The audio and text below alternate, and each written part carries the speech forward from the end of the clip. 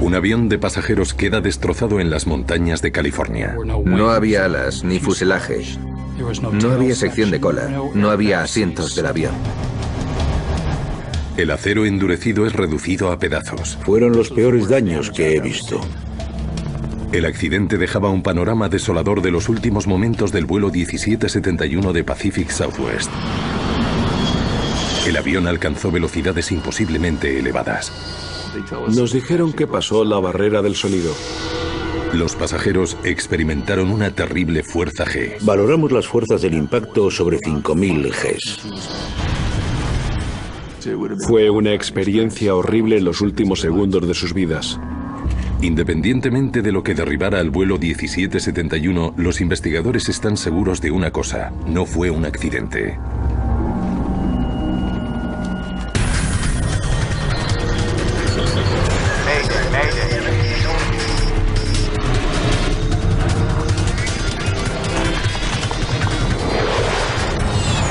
Mayday, catástrofes aéreas. Esta es una historia real, se basa en informes oficiales y testimonios de testigos. Yo soy el problema.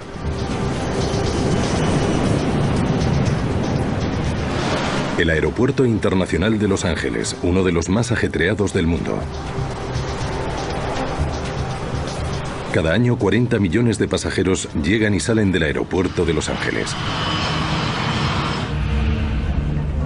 En la Terminal 1, un grupo de pasajeros y la tripulación con destino a San Francisco pasan por seguridad.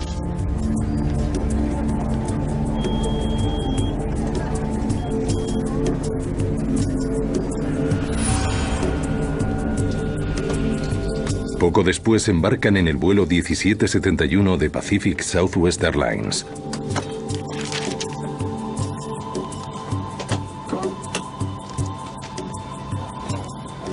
Pacific Southwest era lo que llamaríamos una gran aerolínea regional en aquella época. ¿Me puede traer un whisky cuando vuelva? Daban servicio en casi 30 ciudades por todas partes, sobre todo en la parte oeste de Estados Unidos. El vuelo de Los Ángeles a San Francisco es uno de los más populares de Pacific Southwest, también conocida como PSA. Entre sus 38 pasajeros hay varios empleados de PSA, incluyendo al piloto jefe de la aerolínea.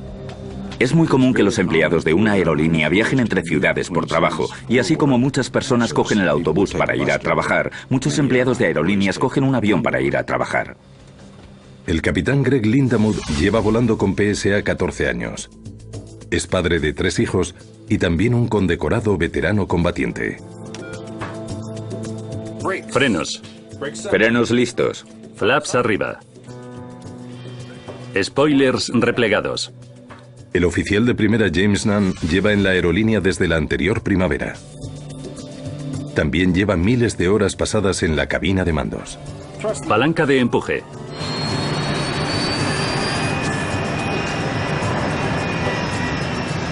Hoy están pilotando un avión británico BAE 146 para trayectos cortos.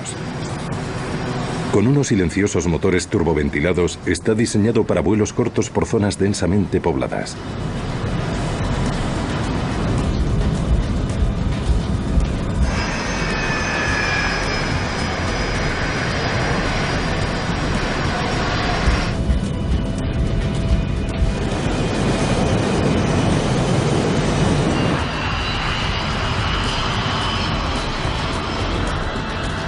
El vuelo a San Francisco durará solo 1 hora.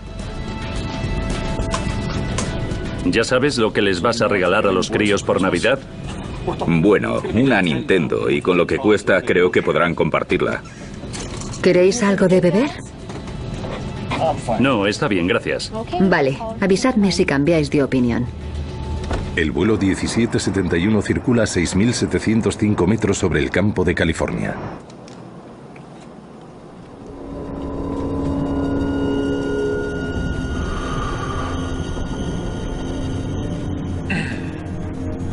¿Les puedes preguntar qué tal? A tan solo medio camino del vuelo, el capitán Lindamood se preocupa por las leves turbulencias. Centro PSA 1771, ¿algún dato sobre lo que queda? Tenemos un continuo y ligero traqueteo. PSA, es el centro de las montañas rocosas. No pasa nada. Dios mío, eso era una pistola. La tripulación ahora tiene un problema mucho mayor entre manos. 7-7 responda, 7-7 responda. Han disparado una pistola a bordo del avión. ¿Quiere ir a Monterrey? ¿Puede llegar, señor? Momentos después, el vuelo 1771 empieza a caer en picado. Los testigos vieron el avión brevemente mientras se desplomaba desde el cielo. Iba a una velocidad muy elevada. Parecía como un dardo clavándose en el suelo.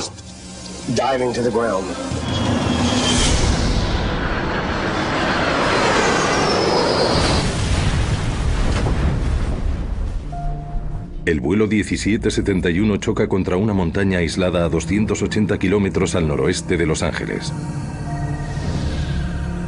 La policía llega al lugar del accidente y se encuentra con un avión de 30 toneladas destrozado.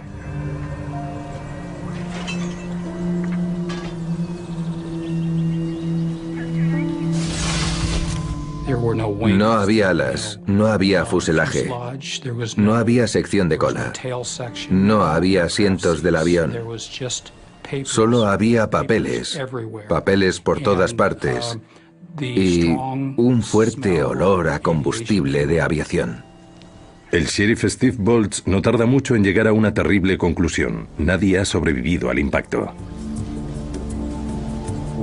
Estuvimos haciendo una búsqueda frenética por todo este lejano pasto de vacas en busca de supervivientes y ni siquiera encontramos a los fallecidos, así que mucho menos a los que hubieran sobrevivido. La mayoría de los accidentes de aviones suceden en el despegue o en el aterrizaje. Un ángulo de impacto superficial a veces puede dejar secciones grandes del avión intactas, dando a los pasajeros y a la tripulación la oportunidad de sobrevivir. Las 43 personas a bordo del vuelo 1771 no tuvieron ninguna oportunidad. Este es uno de los peores desastres aéreos en la historia de California. Subid aquí, chicos. El día después del accidente, los investigadores tanto del Consejo de Seguridad del Transporte Nacional como del FBI acuden a la escena. ¿Habéis visto algo así alguna vez? Va a ser un día muy largo, chicos. Sabíamos que los controladores de tráfico aéreo habían oído disparos. 7-7 responda, 7-7 responda. Han disparado una pistola a bordo del avión. Si los testimonios de los disparos resultaban precisos, pensaríamos de inmediato que se trató de un crimen a bordo del avión, algo sobre lo que el FBI tenía más jurisdicción. Pero los testimonios podían no ser precisos. Los pilotos y controladores pudieron equivocarse. Aunque se especula ampliamente sobre la identidad de la persona que disparó, depende del NTSB determinar exactamente lo que pasó en el vuelo 1771.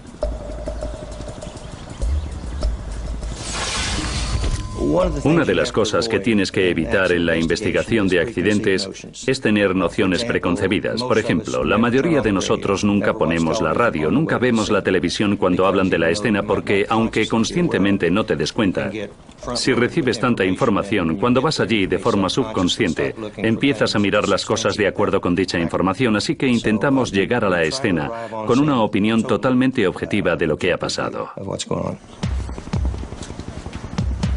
Mientras los investigadores del NTSB intentan determinar la causa del impacto, los agentes de policía tienen sus propias preguntas. Se está estableciendo quién tenía un móvil, quién tuvo acceso, quién era la víctima buscada. Debe de estar en alguna parte ahí dentro. El FBI busca pruebas del crimen. El NTSB busca pistas sobre el impacto. Si pueden recuperar las cajas negras, podrían encontrar ambas cosas. Con la tremenda destrucción del avión, había cantidades muy limitadas de información que se podían recuperar entre los restos. En este momento, lo más importante es conseguir la grabadora de la cabina de mandos y dejarnos de especulaciones y ver qué hechos nos cuenta esa grabadora de la cabina. Las grabadoras del vuelo indican todo lo que pasa en el avión. Son muy importantes a la hora de reconstruir los hechos que hicieron que el avión se viniera abajo.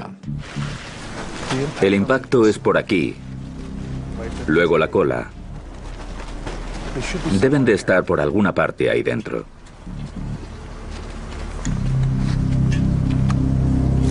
Creo que es eso. Tras horas de búsqueda entre los escombros, el esfuerzo por fin merece la pena. Recuperan las 2 cajas negras del avión. La primera grabadora que recuperaron era la de la cabina de mandos y fue reconocida por su tapa naranja, y todo lo que quedaba, aunque gravemente dañado, seguía siendo reconocible como una grabadora.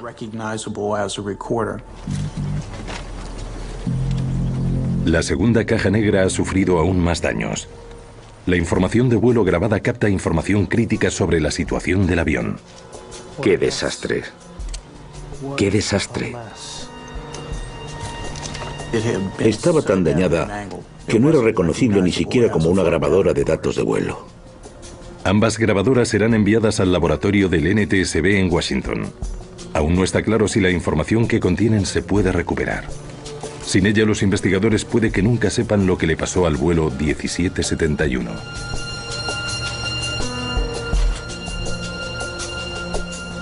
Es lo primero que haces cuando llegas a la escena. Buscas la grabadora de voz de la cabina de mandos. No se puede expresar lo importante que fue en este caso porque no quedaba estructura del avión en la que trabajar. No teníamos restos en el sentido normal de la palabra. En el laboratorio del NTSB en Washington, Dennis Grossi examina la grabadora dañada de la cabina de mandos del vuelo 1771. La caja en sí estaba aplastada. Estaba doblada como si alguien la hubiera cogido y la hubiera aplastado así. Y era acero endurecido. Y valoramos la fuerza del impacto alrededor de las 5000 Gs, basándonos en la deformación del recinto del impacto. La grabadora, el avión y todo el mundo a bordo sufrió una fuerza de impacto 5000 veces superior a la fuerza de gravedad. Los mejores pilotos de cazabombarderos del mundo pueden soportar una fuerza sostenida de 9 Gs. En un accidente, el cuerpo humano a veces puede sobrevivir a 100 Gs durante un breve segundo. Una fuerza 50 veces más intensa es difícil de soportar. Dennis Grossi sabe que el tremendo impacto pudo acabar con cualquier posibilidad de oír las últimas palabras de la cabina de mandos del vuelo 1771.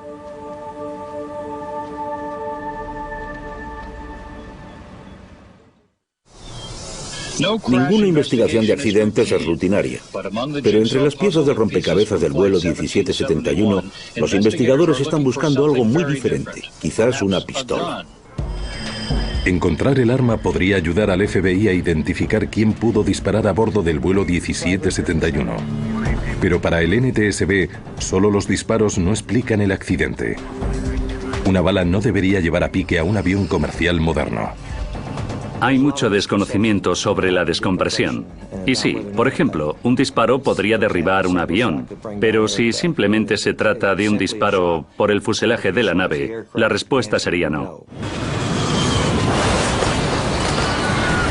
Hace falta un agujero mucho mayor en el fuselaje para que sea una descompresión explosiva, una clase de agujero que llevaría a uno de los desastres aéreos más letales de todos los tiempos. En 1974, una puerta de un avión de carga defectuosa salió volando del vuelo 981 de Turkish Airlines. La descompresión causó que el suelo de la cabina se hundiera, dañando los cables de control de vuelo. El accidente se saldó con la vida de los 346 pasajeros a bordo. El avión normalmente no caería por un disparo de bala sin más implicaciones. No sería suficiente para causar una descompresión positiva, que es lo que suele pasar cuando un avión se viene abajo. Si un disparo no hizo que se desplomara el avión, los investigadores necesitan averiguar qué fue. En el laboratorio del NTSB en Washington trabajan por recuperar las grabaciones de la cabina de mandos del vuelo 1771 y han logrado un sorprendente resultado. A pesar de las tremendas fuerzas del impacto, la cinta de audio sigue intacta. Muy bien, vamos a escucharlo. Los primeros 28 minutos de cinta revelan un vuelo rutinario. Una Nintendo. La tripulación intentaba averiguar cuándo terminarían las turbulencias por las que estaban pasando. ¿Les puedes preguntar qué tal? Centro PSA 1771. ¿Algún dato sobre lo que queda? Tenemos un continuo y ligero traqueteo. PSA, es el centro de las montañas rocosas. No pasa nada. Oímos hablar a la tripulación del vuelo, hacer los procedimientos normales. Pero en los últimos 2 minutos, los acontecimientos dan un giro escalofriante. Ha sonado como un disparo. Y entonces, de repente, escucharon y escuchamos la grabación del disparo. La cinta confirma que los pilotos han contado 2 disparos. Dios, eso era una pistola. Sí, lo sé. 77, responda. 77, responda. Han disparado una pistola a bordo del avión. Fue un momento muy aleccionador porque nos dimos cuenta de que estábamos escuchando a 2 personas comunicándose entre sí. Al piloto y al copiloto en un vuelo rutinario que, de repente, dejó de serlo. Fue algo que nadie puede olvidar fácilmente. Los investigadores escuchan mientras la situación cada vez se vuelve más perturbadora. Se oyó abrirse la puerta de la cabina de mandos y una voz femenina, supuestamente de la azafata, que dijo en un tono muy alarmante: Tenemos un problema, capitán. Y escuchamos una voz masculina que se supone que era la del capitán diciendo cuál era la naturaleza del problema. ¿Cuál es el problema? Yo soy el problema. Los investigadores ahora saben con seguridad que el asesino fue un hombre y que él disparó a la tripulación. Siempre sorprende cuando oyes algo así, cuando oyes cómo se comete un asesinato. Como investigadores de accidentes no solemos oírlo. Era una grabación muy poco habitual. La azafata y ambos pilotos son disparados. Van 5 disparos de momento. Y entonces oímos cerrarse de nuevo la puerta de la cabina y otro disparo final, el 6º. Antes de que acabe la cinta, escuchan un último sonido siniestro. El avión cae en picado. Los motores están sobrecalentándose. En 5 segundos, llegamos a lo que se llama ruido de parabrisas. En otras palabras, se notaba que el avión estaba acelerando. Ese ruido aumentó de tono. Nos enteramos, por supuesto, de que iba a estrellarse en ese momento. 65 segundos después del asesinato de su tripulación, el vuelo 1771 se choca contra las montañas de California. Nos ayudó a entender qué estábamos investigando, la crueldad del crimen que estábamos investigando. Las grabaciones cambian el papel del NTSB en el caso. Dime si puedo ayudar. Esto solo confirmaba que no fue un accidente, que en realidad fue un crimen y que el FBI tenía que tomar las riendas de la investigación de aquí en adelante. El FBI sabía perfectamente cómo investigar un crimen, pero no tiene por qué saber cómo investigar un accidente aéreo, así que también seguimos adelante con nuestros procedimientos de investigación habituales y le pasamos esa información al FBI. El FBI está investigando un asesinato, pero resolverlo es ahora una de sus prioridades. ¿Cuál es el problema? Yo soy el problema. La grabación destacaba otro problema apremiante. De algún modo, alguien consiguió subir una pistola a ese avión. Un arma fue introducida en el aeropuerto de Los Ángeles, uno de los aeropuertos más ajetreados del mundo. Los investigadores se preguntan cómo pudo la persona que disparó evadir la seguridad del aeropuerto. Vamos a averiguar cómo subió ese tipo al avión, ¿de acuerdo? Si el FBI no encuentra la respuesta pronto, podría haber más vidas en peligro. 2 días después del desplome del vuelo 1771, los investigadores siguen peinando la zona de los restos en busca de pruebas que raramente suelen aparecer: el arma homicida. Ese es un conducto hidráulico, probablemente del tren principal. La búsqueda de la pistola fue muy frustrante porque desempeñaba un papel importante en lo ocurrido. Necesitábamos saber con seguridad si la pistola estaba ahí. Teníamos sospechas de que había una pistola involucrada. No sabíamos si lo conseguiríamos porque el campo de escombros era muy extenso y el impacto había reducido el avión a muchísimos pedazos. Mientras continúa la búsqueda de la pistola en California, los investigadores del NTSB en Washington intentan determinar qué causó que el vuelo 1771 cayera en picado repentinamente después de que la tripulación fuera disparada. Denis Grossi cree que la respuesta puede residir en los pedazos de la grabadora de datos del vuelo. La recámara interna que tenía la cinta era la única parte que se pudo recuperar. El resto no se recuperó. Peor aún, casi toda la cinta tenía información que no se oía. Se salió de la máquina al impactar contra el suelo. Eran los peores daños que he visto. Grossi examina una parte crítica de la grabadora. La cinta indica que quedan datos en la cinta magnética. Encuentra un trozo de cinta diminuto que ha sobrevivido. La recámara no sobrevivió y la cinta quedó destruida salvo un trozo de 15 a 20 centímetros que estaba enrollado en los cabezales y el cabrestante. Con un trozo de cinta tan corto, resulta dudoso si habrá información útil en ella.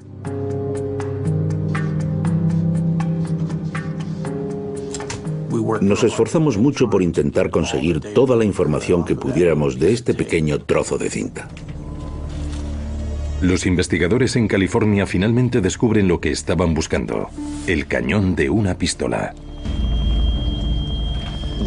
La pistola fue encontrada por uno de los agentes del FBI en medio de donde impactó el avión. Tuvimos muchísima suerte de encontrar la pistola. Fue un golpe de suerte increíble. No es una pistola cualquiera, es una Magnum del calibre 44. El Magnum del calibre 44 estaba considerado como el revólver más potente que se podía tener. Pero solo el cañón no era suficiente. Necesitaban el resto del arma.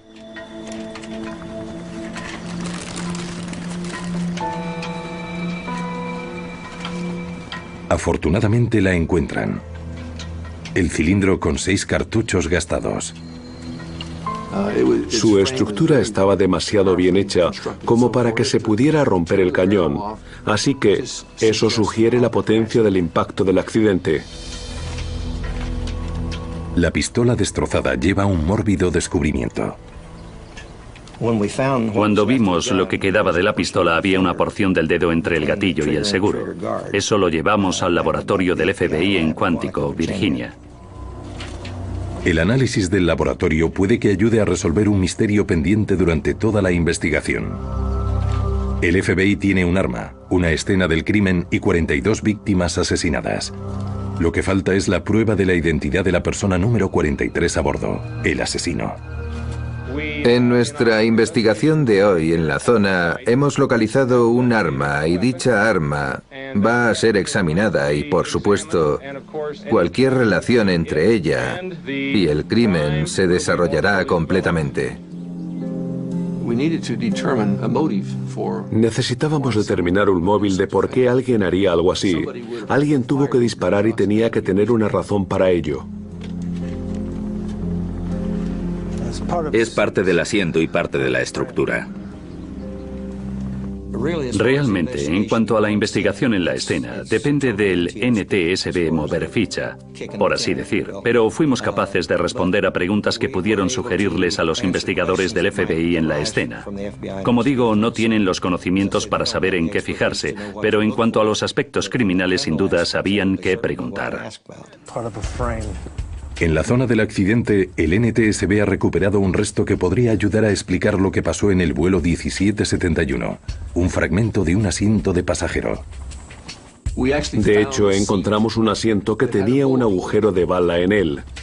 Si pueden determinar exactamente dónde estaba ese asiento, el registro de asientos de pasajeros de PSA podría darles a los investigadores el nombre de otra de las víctimas disparadas antes de que el avión se estrellara.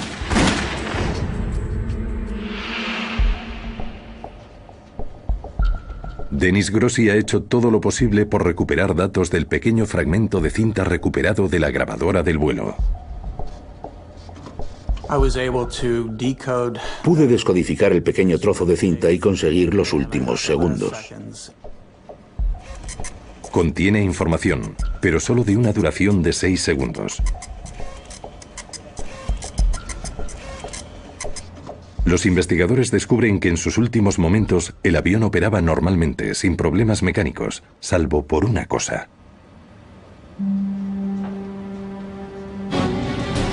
Alguien había empujado la columna de mandos hacia adelante. obligando al avión a ir hacia abajo en picado. El avión aceleró hasta la velocidad del sonido. Eso desde los 6.705 metros a velocidad de crucero en los 4 motores. Los investigadores ahora entienden por qué solo se encontraron trozos muy pequeños en la zona del accidente.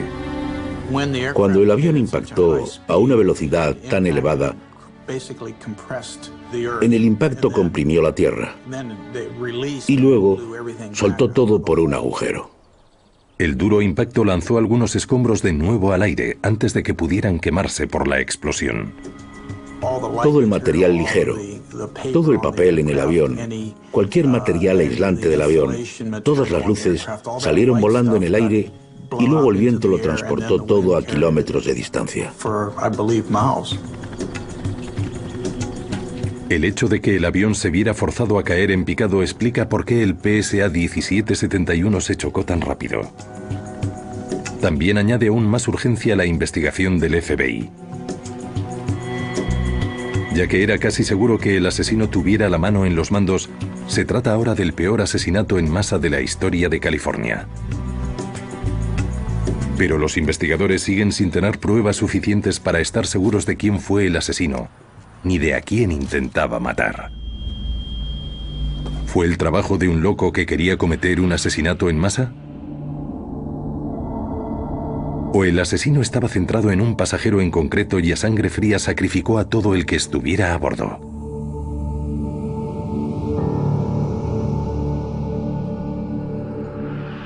La investigación del FBI sobre el tiroteo a bordo y el impacto letal del vuelo 1771 PSA ha descubierto un fallo en la seguridad en el aeropuerto de Los Ángeles.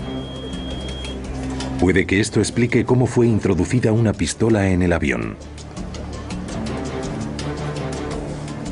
Cualquier persona que estuviera en el aeropuerto pudo eludir el monitor de seguridad por el que pasaban.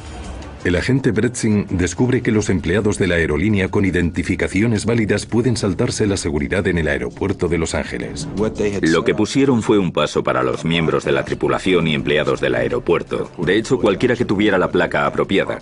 Se enseñaba la placa y te dejaban saltarte el detector de metales y la unidad de rayos X.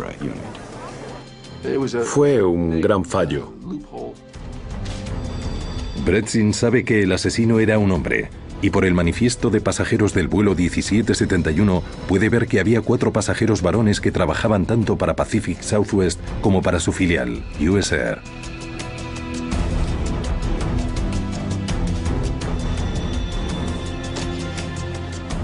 Es uno de estos hombres. Suponemos que pasó por seguridad llevando el arma.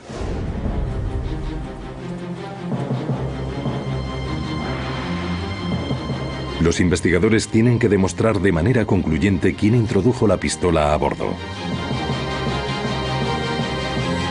En el laboratorio del FBI, los especialistas forenses analizan el trozo de piel encontrado en el seguro del gatillo. Un técnico es capaz de conseguir una huella dactilar del fragmento de piel.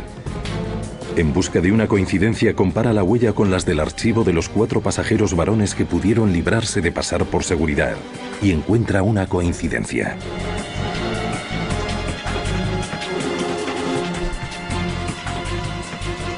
Había bastante del índice que pudieron usar y coincidía. Solo días después del impacto que se llevó 43 vidas, el FBI ha identificado al asesino. Fue un elemento clave en la investigación. Su nombre es David Burke. David Burke limpiaba en la aerolínea. Era uno de esos empleados que entraba después del aterrizaje y ayudaba a limpiar el interior. Los investigadores ahora saben que David Burke introdujo una pistola a bordo del vuelo 1771. Lo que ahora necesitan es explicar por qué. Un móvil te ayuda más a entenderlo. Te ayuda a desarrollar todo el mosaico del crimen. Saber el móvil te ayuda a poder determinar de manera concluyente lo que ocurrió. El tercer día en la zona del accidente. Aún rastreando los restos del avión, los investigadores descubren una prueba extraña pero reveladora, una que señala directamente al móvil tras el crimen de David Burke. Durante la búsqueda, uno de nuestros hombres encontró una bolsa de mareo y supo inmediatamente que era una pieza esencial para el puzzle. Como empujó al avión a caer en picado, Burke sin querer dejó la pista vital que podría ser descubierta.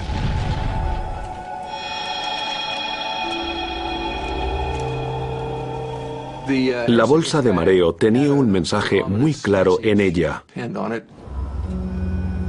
Burke había escrito una nota sin firmar durante el vuelo. Expresaba su resentimiento contra un hombre llamado Ray. Hola, Ray. Creo que es algo irónico que terminemos así. Te pedí indulgencia por mi familia, ¿recuerdas? Bien. Pues no la tuve y ahora no la tendrás tú. Ese fue el mensaje que recuperamos de esa bolsa de mareo. La bolsa de mareo es la pista decisiva que estaban buscando. La pista que establece el móvil de David Burke.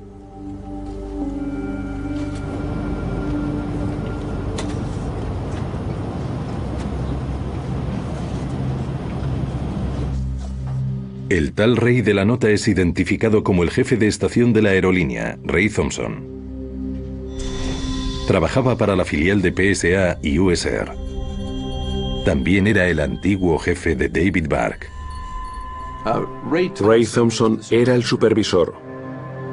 Por ahora, Bretzing también había descubierto que Burke tenía una historia problemática, tanto con la compañía como con la ley. Burke había trabajado para USAID 14 años, la mayoría de ellos en el aeropuerto de Rochester, Nueva York. Había sospechas de actividad criminal cuando estuvo en Rochester. Burke era alguien al que habían observado atentamente por tráfico de drogas y robo.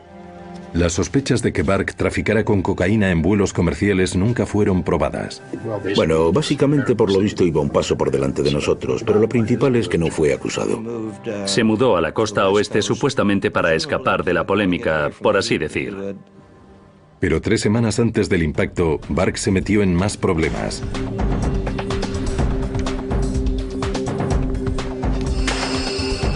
Fue despedido de la empresa tras ser grabado robando dinero del bar para el vuelo. Había robado dinero del fondo que los sobrecargos usan para dar el cambio y había robado lo que ascendía a $69 y esa fue la gota que colmó el vaso. 3 semanas después de ser despedido, a Burke le dieron la oportunidad de apelar. Al señor Burke le despidieron varias semanas antes del vuelo. Gracias por venir, David. Volvió para una apelación el día del vuelo. He revisado tu expediente. Fue despedido por Ray Thompson. Tu apelación ha sido denegada. Bajo la intensa presión económica, Burke se sentía al borde del abismo. ¿Por qué tienes que ser tan capullo? Esa entrevista de despido no fue muy agradable. Mi decisión es definitiva, señor Burke. Gracias. Muchas gracias. Y al salir del despacho de Thompson, Burke hizo una observación que suscitaba planes de venganza. La secretaria le dijo a David que tengas un buen día y David Burke, el sospechoso, se paró en la puerta, se giró hacia ella y dijo: Pienso tener muy buen día. Cuando fue despedido seguía teniendo sus credenciales. Hay que recordar que fue en 1987. La seguridad era muy diferente a como es ahora mismo. ¿Qué tienes ahí? Los investigadores ahora saben que en los días previos al accidente, David Burke pasó de ser un ex empleado dolido a un asesino planificador y de sangre fría. Ahora tienen que averiguar todo lo que puedan sobre sus movimientos el día del accidente. ¿Qué me puede decir sobre David Burke? Tras su reunión con Thompson, fue a su taquilla, seguramente para coger la pistola. Pero fue a su taquilla el día del vuelo antes de la salida. Si la cogió de la taquilla o no, no lo sabemos. En vez de volver al despacho, Burke decidió comprar un billete para el vuelo 1771, un vuelo en el que sabía que iría Ray Thompson. Ray Thompson vivía en San Francisco y volaba regularmente en ese vuelo para volver a San Francisco al final del día. Era bien sabido entre todos los empleados que Ray Thompson estaría en ese vuelo. ¿Por qué Burke optó por matar a tantas otras personas junto a su antiguo jefe? Es una pregunta que desafía cualquier explicación racional. Una persona normal no actuaría con la rabia y la venganza que tuvo que consumir a David Burke antes de este acto. Uno solo puede imaginar que debía de pasarle algo más a David Burke. Decidió tomárselo como un acto de venganza contra la compañía. Y no sé si hay otra motivación que podamos encontrar. Queda claro que el ataque de Burke en el vuelo 1771 estuvo meticulosamente planeado. Pero cómo se desarrollaron exactamente los acontecimientos una vez que empezó su matanza sigue sin estar claro.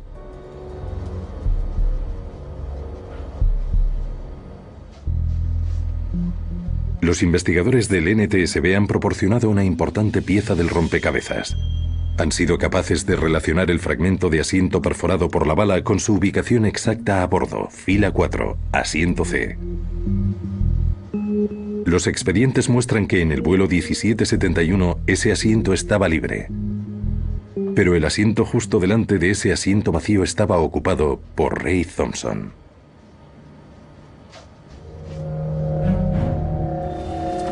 Esto indica la tremenda potencia del revólver del calibre 44 de Burke. Sus primeros 2 disparos perforaron no uno, sino 2 asientos del avión. El agujero de bala se hizo cuando la bala pasó por Ray Thompson y luego entró en el asiento y dejó un agujero de bala ahí. Saben que Burke disparó al menos a 4 personas durante su ataque cargado de rabia en el vuelo 1771, a Ray Thompson y a 3 miembros de la tripulación. Esos son 5 disparos, pero los investigadores escucharon 6 en la cinta. Deben explicar cada uno de ellos.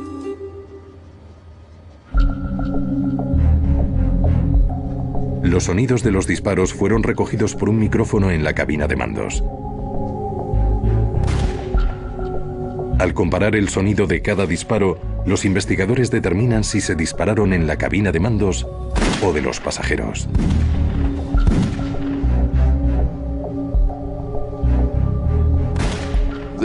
Los disparos realizados en el avión no fueron en la cabina de mandos, pero sí en el avión y se oían lejos, pero contenidos. Otros disparos eran más altos y claros, lo que indicaba que se realizaron más cerca del micrófono de la grabadora. Los disparos que se hicieron en la cabina de mandos eran muy altos. Tuvimos 3 disparos que se hicieron fuera de la cabina de mandos y 3 disparos que se hicieron dentro de ella. Los investigadores no saben quién fue disparado con la última bala, solo que fue disparado en la cabina de pasajeros. Es suficiente para que puedan encajar el panorama de los horribles momentos finales a bordo del PSA 1771.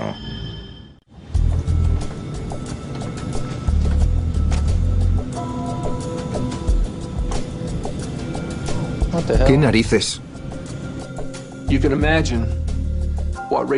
Te puedes imaginar lo que Ray Thompson debió de pensar cuando esta persona, a la que acababa de despedir hacía unas horas, pasa ante él.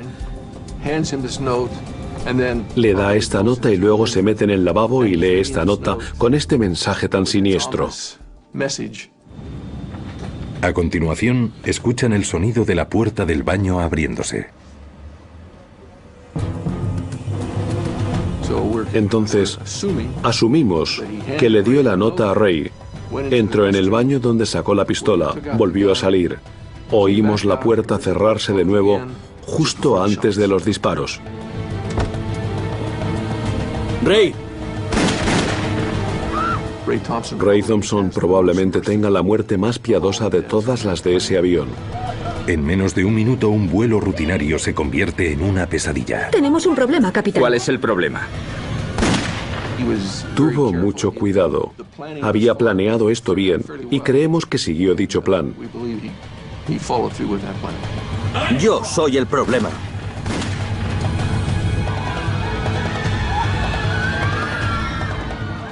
No hacía falta tener muchos conocimientos o experiencia por parte de los pasajeros para saber que tenían serios problemas.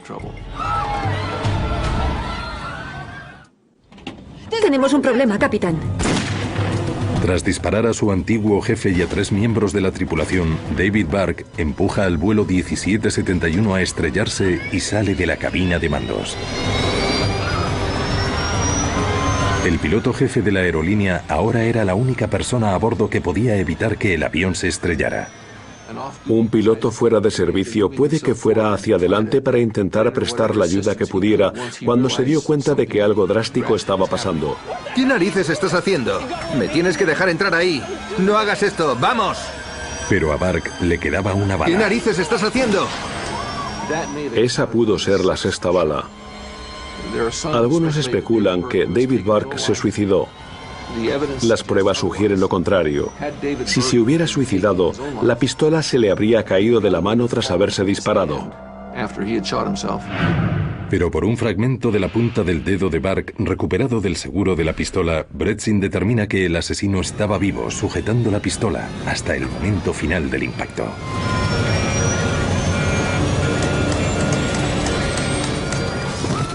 Las alarmas sonaron en la cabina de mandos. Hubo un aumento del ruido del avión al desplomarse y justo antes del impacto se volvió silencioso. Nos dicen que de hecho superó la barrera del sonido. Por supuesto, debió de ser una experiencia terrible, los últimos segundos de sus vidas. La rabia de un hombre significó 2 minutos de puro terror para 42 personas.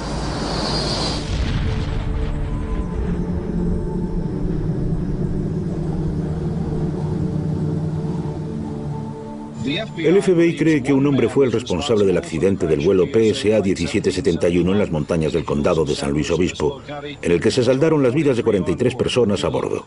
Con todas las pruebas que recuperamos, tenemos más que suficiente para acusar a David Burke de violación del Estatuto de Piratería Aérea. El crimen sin precedentes es resuelto, pero las autoridades de aviación se quedan con una perturbadora pregunta. ¿Podría ocurrir otra vez? La tragedia del vuelo 1771 provocó la intervención de la Administración de Aviación Federal. El cuerpo que regula la industria aérea tomó medidas urgentes para reforzar la seguridad. El FAA salió y canceló el paso libre de seguridad para las autoridades, así que a partir de ahí, las tripulaciones y los empleados tenían que pasar por la seguridad normal, como el resto de pasajeros. Ahora es obligatorio que cualquier empleado que deje una aerolínea, ya sea por despido o por jubilarse o lo que sea, debe devolver sus credenciales inmediatamente. Subir a un avión ahora con una pistola no diría que es imposible, pero es casi imposible. Pero las nuevas medidas no evitaron el incidente del secuestro aéreo más letal del mundo. Los atentados del 11 de septiembre llevaron a reforzar nuevos procedimientos de seguridad en todas las aerolíneas. Tras el 11 de septiembre se llenaron algunos vacíos de seguridad existentes. Ahora hay agentes federales aéreos a bordo de muchos vuelos domésticos estadounidenses. Son oficiales armados en vuelos con ropa de paisano. Las puertas de la cabina de mandos han sido reforzadas con Kevlar y permanecen cerradas durante todo el vuelo. Las puertas están hechas de modo que sea muy difícil abrirlas. Están hechas a prueba de balas. Si David Burke fuera en un avión hoy, cuando llegara a la cabina de mandos, no podría haber hecho nada con el arma que llevaba. Así que podría haber herido o matado a gente por la espalda, pero no habría podido estrellar el avión. Finalmente, muchos pilotos de aerolíneas domésticas ahora pueden llevar armas de fuego. Todas estas medidas han hecho que volar sea más seguro. Pero no hay nada que pueda eliminar totalmente el riesgo de otro David Burke. Bueno, en mi opinión, la seguridad en aviación se ha mejorado tremendamente. Pero seguimos teniendo mucho por hacer, y la aviación siempre será un objetivo.